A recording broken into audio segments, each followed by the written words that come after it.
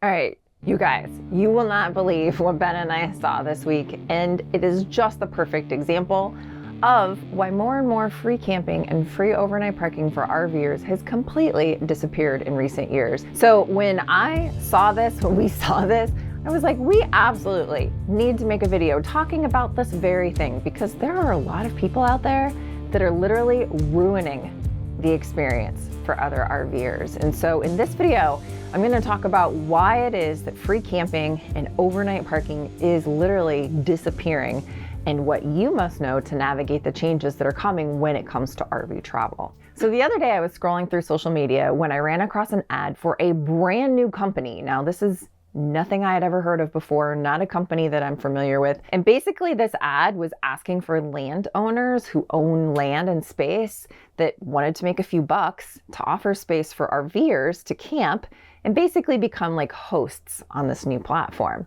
But here's the deal, this isn't free. This is for people that actually want to like rent out some of the space on their land. And all of this just got me to thinking about how more and more free camping, boondocking, overnight parking for RVers has literally become extremely hard to find or just completely disappeared in recent years. And one of the biggest reasons as to why this is happening, well, I'm going to talk about it just a little later in this video. But first, let's rewind to about 5 years ago when we first got started with RVing and RV living and RV travel.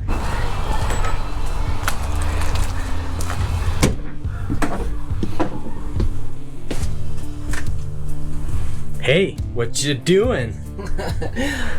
Trying to get this rig ready to hit the road. I'm just turning on the fridge and making sure that we don't have a problem where we go to pull out and then we don't have a cold fridge, because that would be like a minor disaster. Now, back then, there were literally dozens of places to camp for free or park overnight for free, including any and almost every single Walmart in the country. Now, in fact, we've personally stayed at many a Walmart parking lot over the years as an overnight stop. But in more recent history, due to city ordinances and people just being downright disrespectful, and we'll talk more about exactly what has kind of gone on in some of those scenarios. But more and more Walmarts are saying no to overnight parking for RVers. And now if you want to stay at a Walmart overnight for free, well, you pretty much just can't count on the fact that you can. You need to call ahead, ask ahead of time if they permit that at that particular location, because in so many areas, it's just no longer allowed. And in some locations, we've actually found that the Walmart parking lot isn't always like the safest place to park either. So there's fewer and fewer places to park overnight for free that actually allow overnight parking and feel safe. In our most recent travels, we pretty much only use just one source for free overnight parking that does still exist. But here's the thing. As RV travel season approaches and more RVs jump out on the road, people are seeing the opportunity to monetize on RV travelers. And don't get me wrong, I mean, a business opportunity is a business opportunity. But that means those of us that are living this lifestyle and traveling in our RVs need to become a little bit more savvy to help keep our costs down. And because there is the opportunity to make a buck, or more importantly, due to the disrespect and people not adhering to rules and overnight parking etiquette, which has eradicated a lot of that, it really could start costing all of us, because more and more places are not going to allow for that free overnight parking, and that means alternatives have to be secured. Now, a great example of this is something like a Harvest Host, which is free overnight parking, which I'll talk a little bit more about that in just a minute. Yes, that's an option, but I want you to think about it. It's not really free. Now, don't get me wrong. We've stayed at our fair share of Harvest Host locations, and there have been some great ones, and they're awesome and they're amazing. But here's the thing.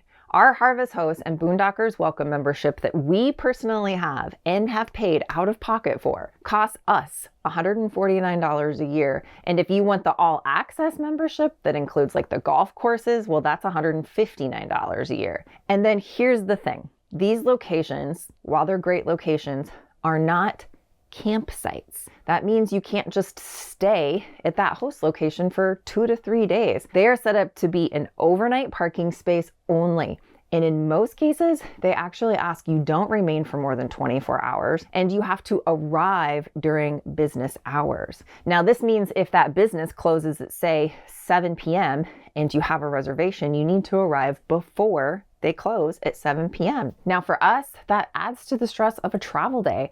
If we're trying to arrive at a location before a certain time versus just being able to pull in whenever we show up or get there. And I can't tell you how many times that we've actually had to drive past a Buc-ee's because we didn't have the time to stop if we're gonna arrive to our location by a certain time because we're under a time crunch. And seriously, people, do you know how heartbreaking it is to have to drive past a Buc-ee's? I mean, come on.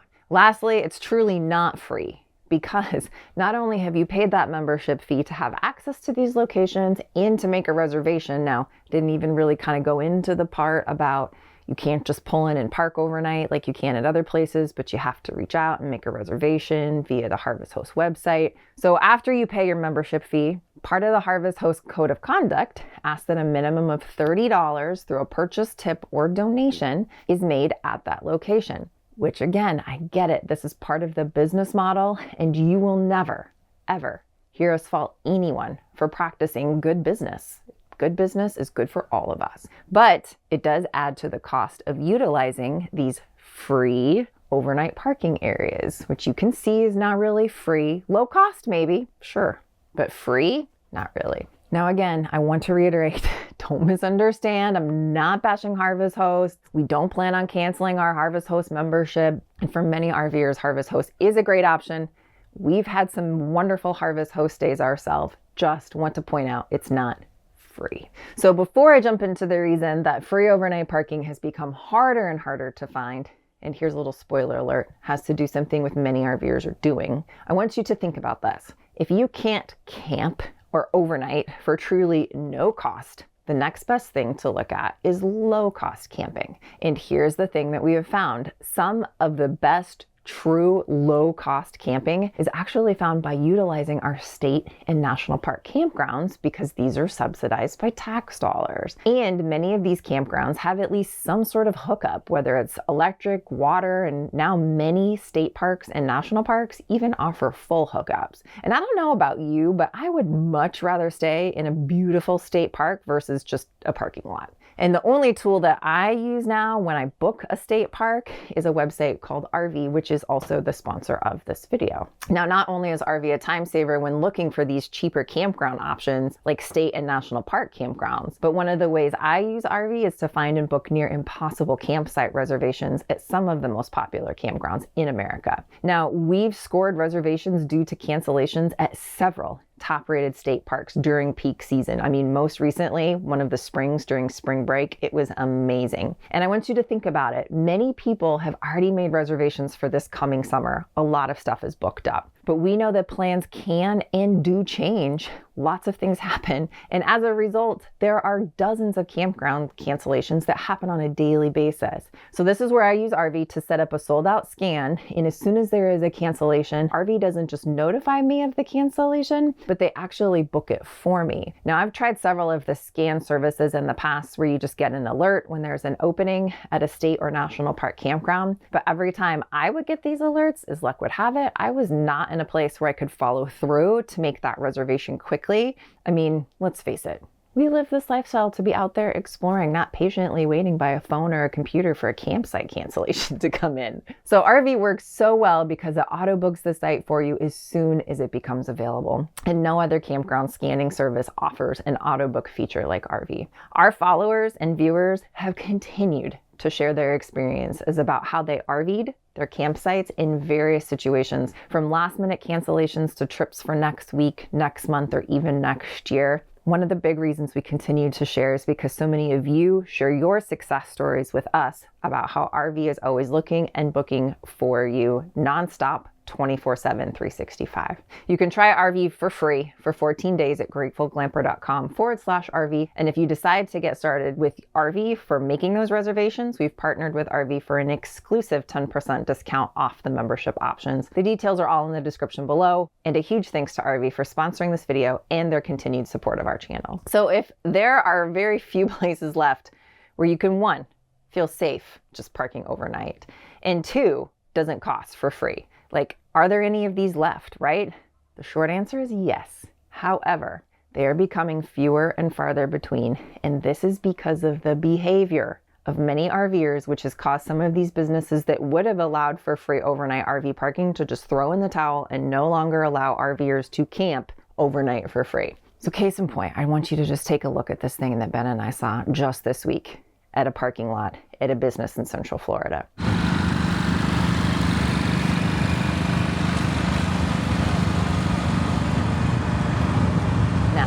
You can feel free to leave a comment below about what you see wrong with this picture. And in just a few minutes, we'll talk about proper etiquette.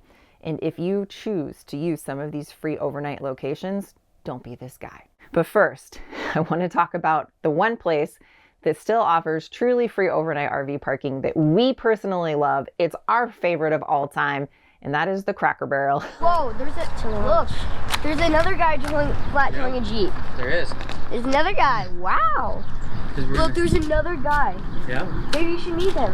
But you have to be careful with some of these locations, because even though they might be a Cracker Barrel, not all Cracker Barrels have RV parking, and sometimes the RV and bus parking that is offered doesn't allow for much more than 25 or 30 feet of overall length of an RV. So one thing we've seen is the demand for creature comforts and RV sizes are getting bigger and better. The size of RVs have grown, and when we're towing, we're over 55 feet in overall length.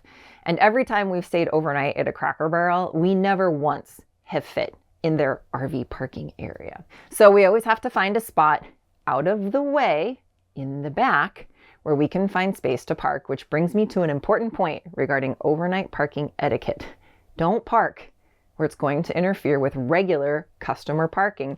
And if you need to put out a slide to access parts of your RV or something like that, make sure to park where that slide is not out interfering with other parking or walkways or things like that. Now, the next thing is if you do need to put down jacks or levelers, make sure you're using something to protect the parking lot from those jack feet.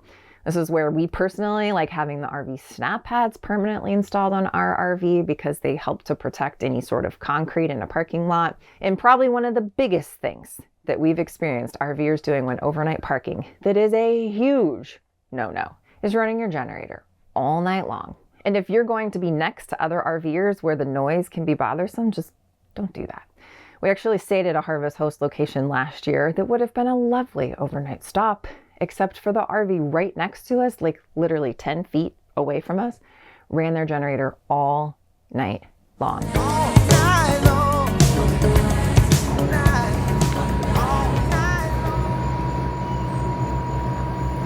And no amount of white noise would drown out that noise.